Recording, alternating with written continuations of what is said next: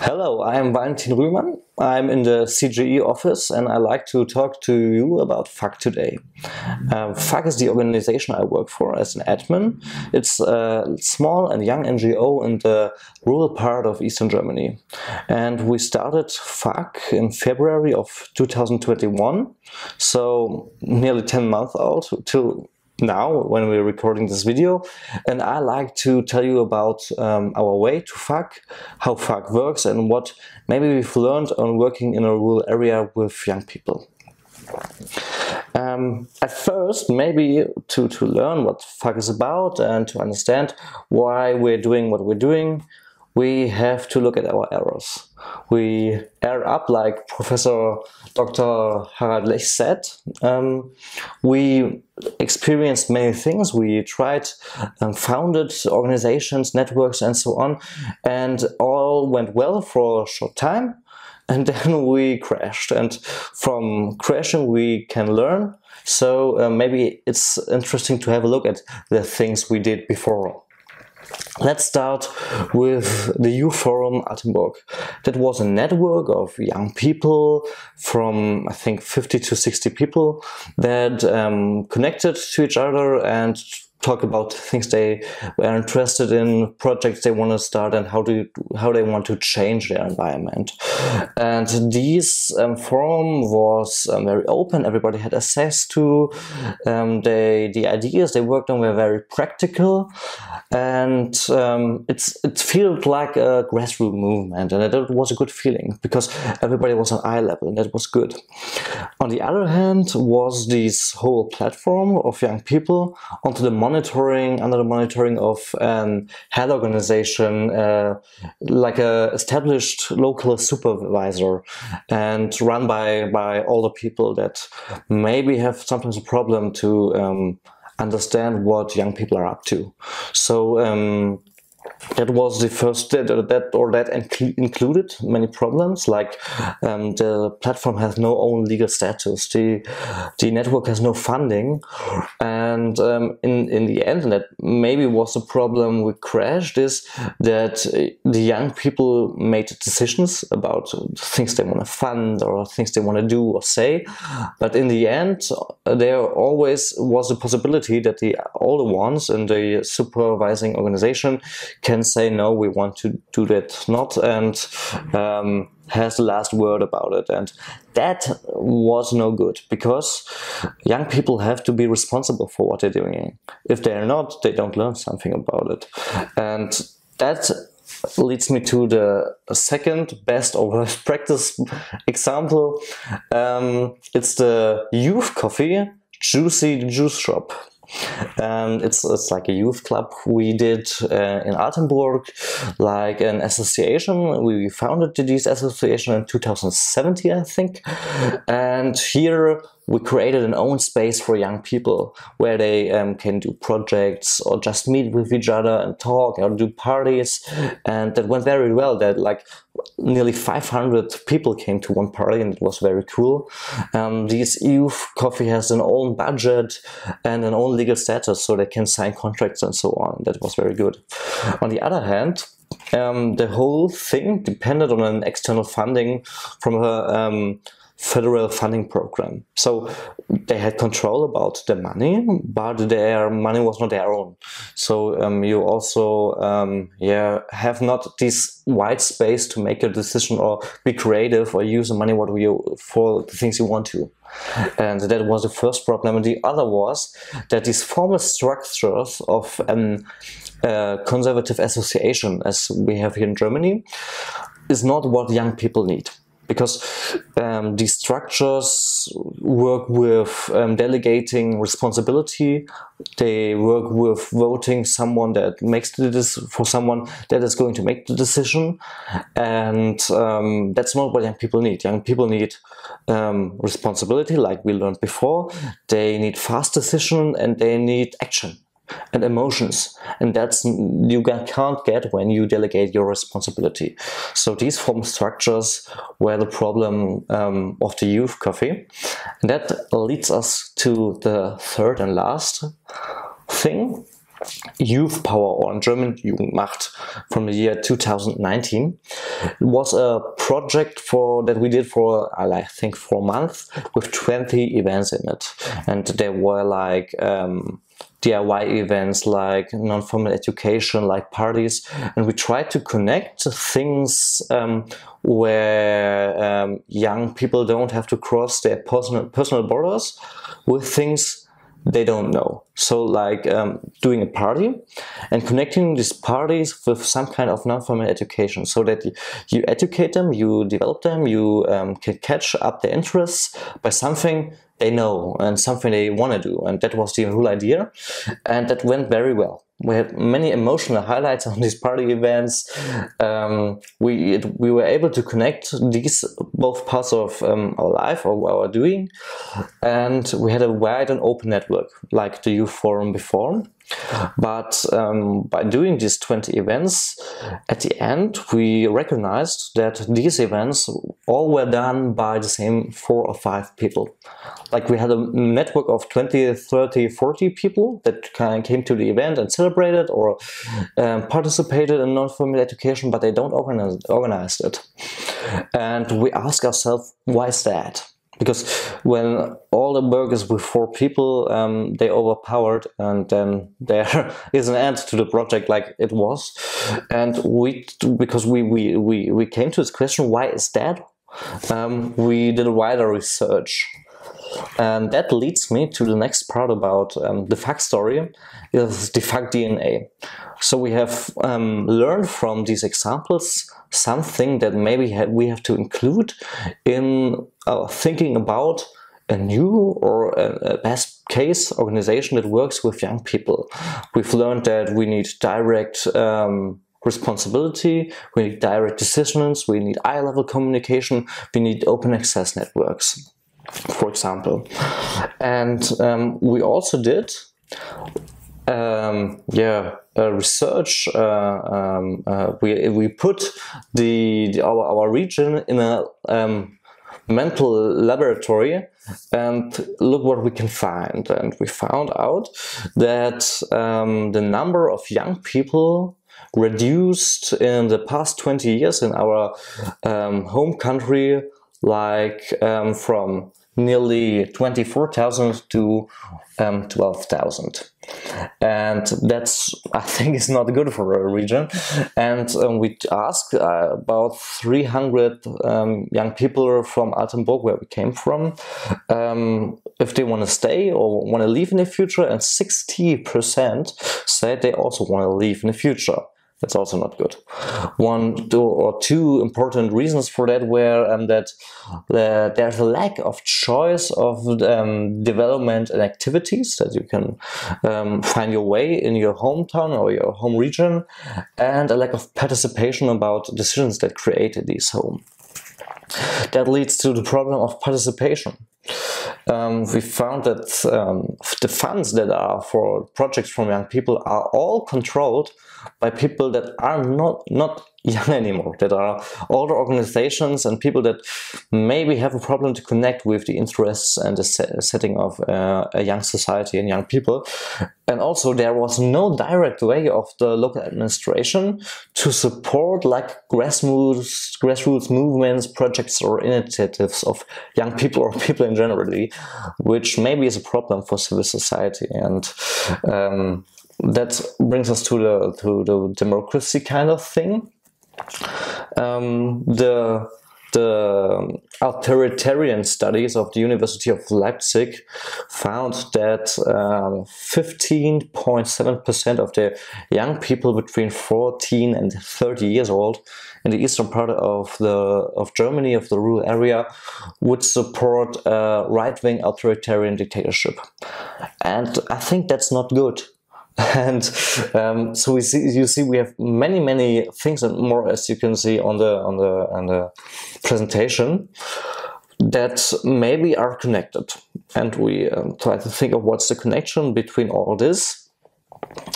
And we found this problem. The region has a dangerous lack of programs that activate young people into becoming self-determined creators of their own environment. There are far too little environments created where young people speak for themselves, create themselves, and are responsible themselves. That means that the young people in our region grow up in a society that teaches them you can't change the world.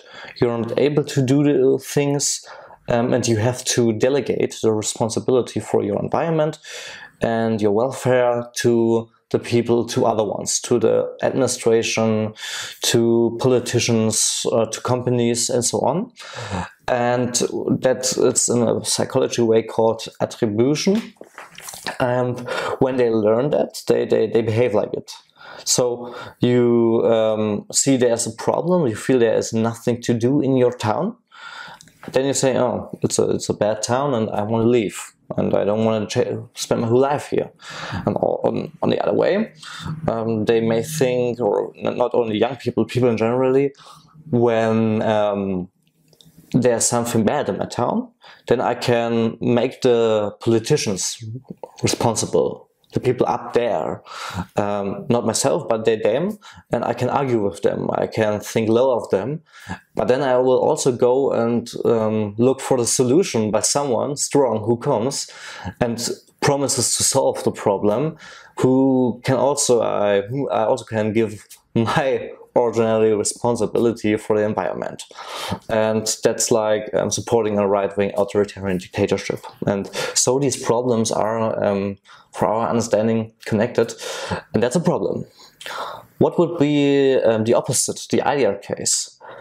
We think empowerment is important.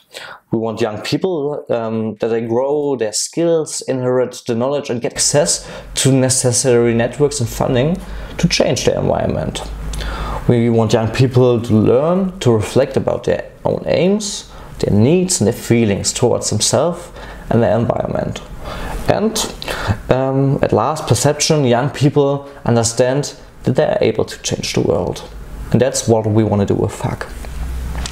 So we have many benefits from such young people. So active creating young people in short term, like they educate themselves and develop themselves and they change their environment, their hometown, their village practically. In midterm, they don't want to move. That's very good. And in long term, for example, young people create a future. That's the ideal case where we want to go. And now we sat down with all the things we learned and wanted to create an organization with the aim that young people create their world self-determined. And we asked ourselves, how is it possible? How can we go with this? For that, we compared many best practice and case studies from all of Germany. And there's a network called Urbane Liga that works with the Federal Ministry of Inner Things, and they collect best practice projects from whole Germany where young people do city development, and we looked at these examples, we talked with many experts, and with all the input we learned before and with the information we can collect, we created the FACK model. And the FACK model is the next thing we want to talk about. FACK is in a formal way an association in the German law system, but it doesn't work like some association in a constitutive way. So you have three group of people that work with FACK. First are the supporters. Supporters are companies or private persons or other associations or whole cities that think self-determined, creative, active young people, that's important. And I want to support that. And they give their resources to do our work. They give money or room or technique or other things or access to something you need, and they know it's not about their opinion. You know, it's about the opinion of the young people, and what they think or what's good for them or for the region isn't important like this. And that's the setting. So they give their resources and have in mind, we want active young people that are self-determined. And on the other hand, we have members. Members, there is the creative tricky part, are all young people between the age of 7 and 27 in the German law system that say they are members in a written or oral way, or if they behave like someone. So every young person comes to us and says, I want to join, I want to be a part of it, I want to do something, can do this without signing something, without paying something. And as a member, they can they give their ideas, their opinions. They created a course. FACK is going. They say what they want to do, and they even can spend some parts till a certain level of the FACK money we get from the supporters for own ideas. That's responsibility. And the last group are the admins. Admins also have naturally age limit of 27 at the top, and these people are like the board of this organization. They are voted by supporters and members, and their job is to spend time as their resources they put into, and to work on the generally 3 aims of FACK, and that are activating young people, opening areas, rooms, spaces, and looking for new resources. So their job is to look for new supporters, to activate members, and to connect these groups. And one of these admins, we have an admin team of 6 people right now, and myself. So as you can see, we work with some funny kind of visualization, because it's not or communication is a very important part in this work. So we have to communicate on a level where we can address young people, and maybe you can recognize these kind of rules. We talk about supporters, members, and admins as rules to come to an eye level, not about a board of admins and then you are a supporter and so something like that. We want eye level, and that's when we talk about rules. And as you can see here, the communication is like in a video game, about these rules, what they can do and what they not can do, and so that this is something that many young people maybe can relate to, so we choose this. Here you can also see like how FACK works, how a project emerges from these many people. It's maybe to say that we have, besides these 6 admins, we have right now 19 supporters, and I think between 60 or 70 members. That's a moving number, because like I described before, you can come and you can go like you want. These are some of the supporters, or all supporters we have right now. You see on the right side we have private persons, like an art director from a theater, like someone who works in the government, like someone who is just a private person and thinks it's a good idea. On the other side we have organizations like an association that works with urban gardening in a federal level or on a local level. We have dance groups, we have a whole city, Schmölln, and we have companies like F.A.C.K GmbH or Lumentics.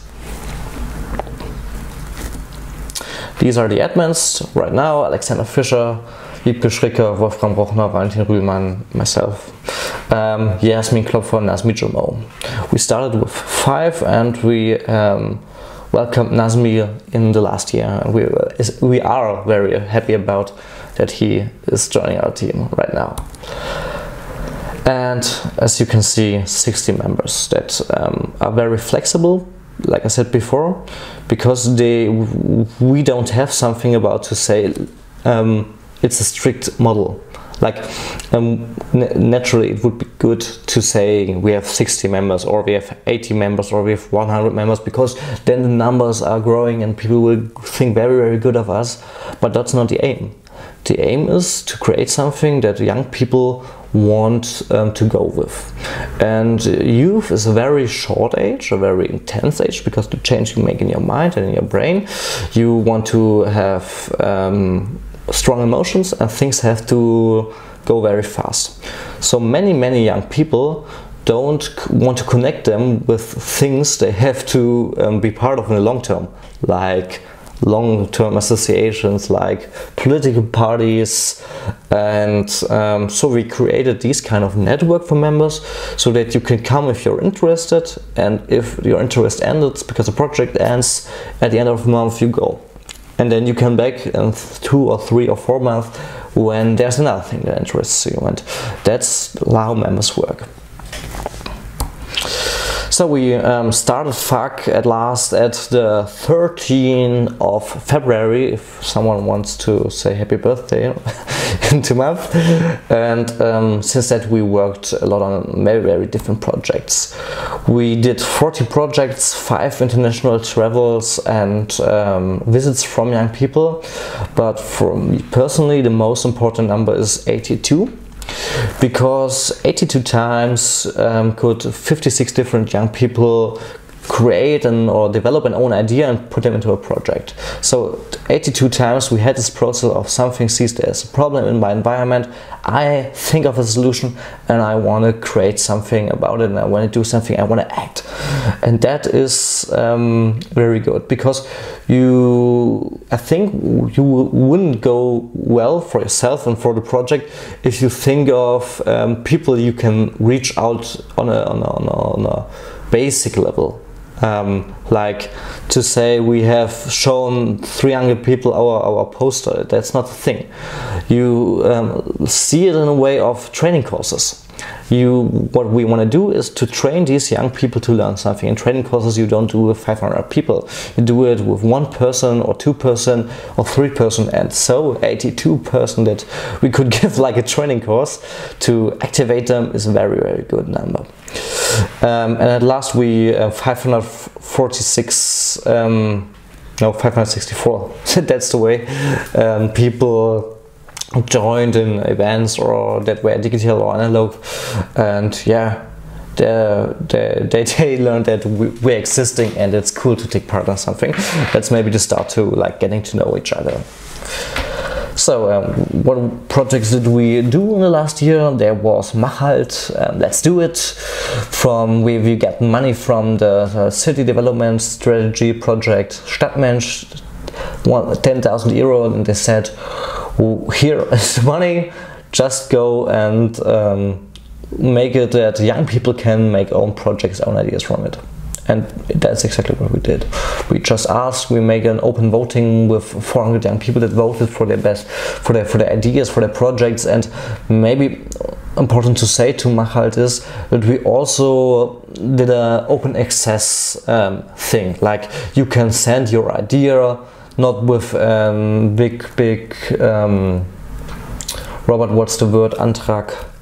Application. So you don't have to send a big application, but you can just write your idea via email, with a WhatsApp message, or like you want, or you can just tell. Huh? That's the level.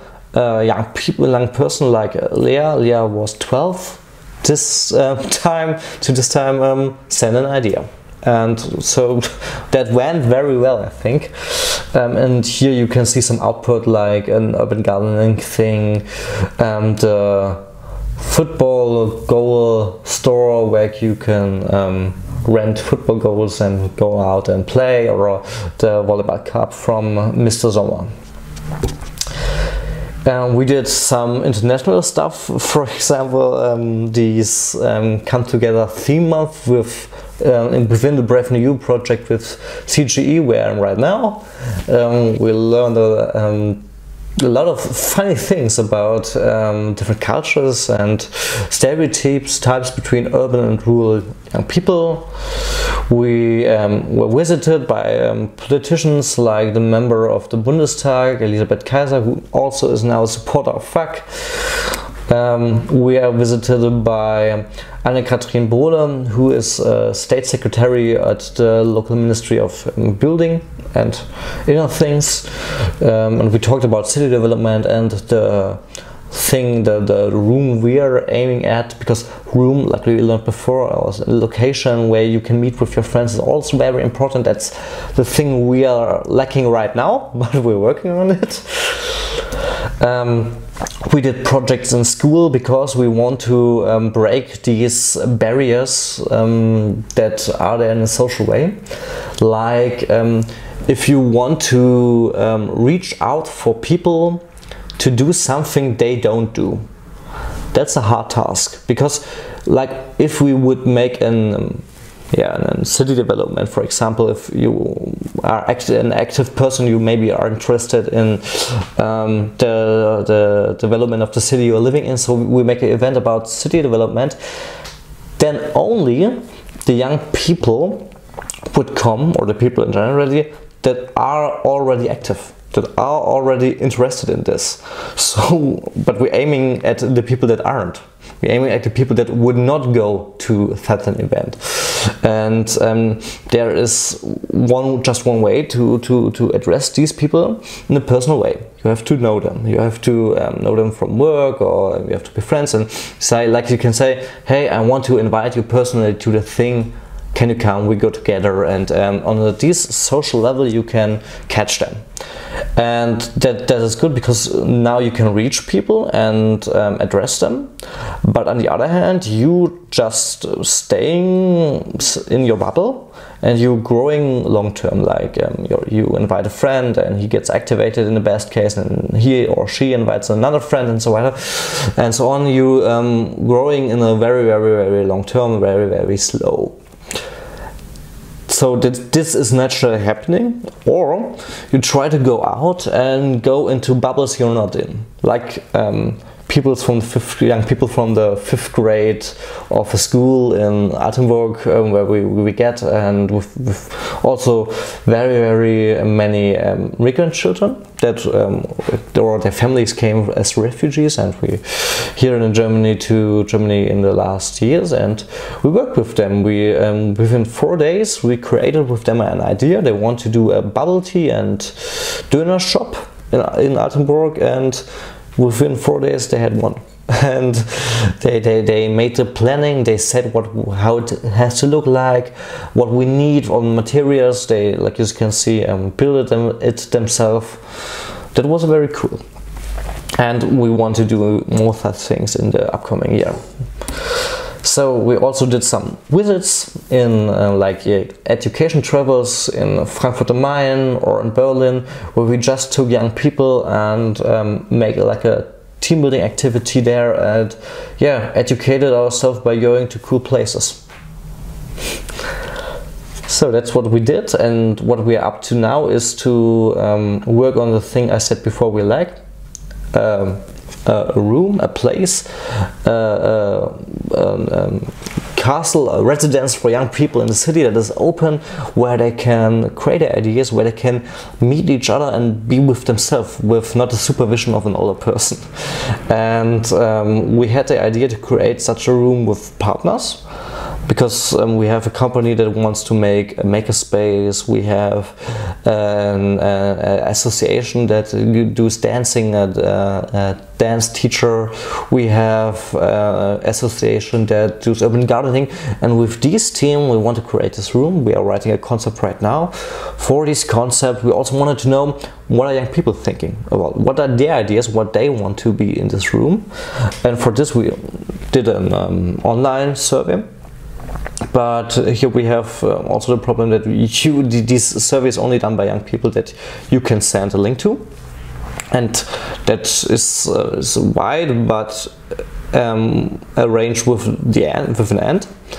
So we also decided just go out of our natural bubble. And that meant we go on the streets for days, in the afternoon, in the evening, on open places, and for example on the marketplace, and we just talked about with the young people we met there. We just do some interviews with them, what they're thinking, what they have in mind, and for some of them also wanted to connect with us afterwards. They get like a card. We have a card with a QR code that when you can scan it, you come in our WhatsApp group, and where they could get any information that is up to about projects or FACK generally, and they also want to connect with that. So this direct approach maybe can lift up your spirits sometimes. So that brings me to the end of this presentation about FACK, and now it's up to you to create environments that activate people, to activate young people, that they can create a better world, because that's how the world is changed in the long term. And sometimes you may feel like a raindrop in a whole big world, but like it's said in Cloud Atlas, what is an ocean but a multitude of many drops? And with these words, I want to thank you for your attention. So Robert, questions? Yeah, so I think one of the interesting reflections from our focus group was that there are really active young migrant groups at the local level. We found that in Ireland and Spain and Lithuania and here in Germany. And we know they are active, but they're struggling to connect with other communities, like, for example, just traditional structures of being active. You mentioned you're directly reaching out at the local level, you're going out on the street. Is this, do you feel you're kind of piercing that bubble through that approach? Are there other ways, like, that sounds like an innovative way of outreach, like just very, you know, it's like brute force, it's go on the street, physically meet someone and interact.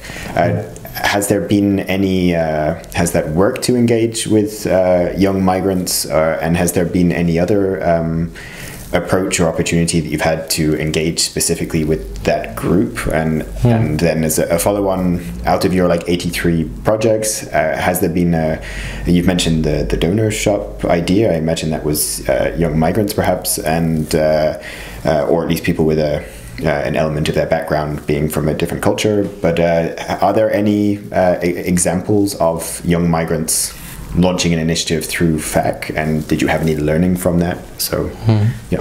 Right, that's a question with many things to answer. Yes. So, where to start? I think the one problem in the rural area where we came from and where we work most times is that there are not many migrants.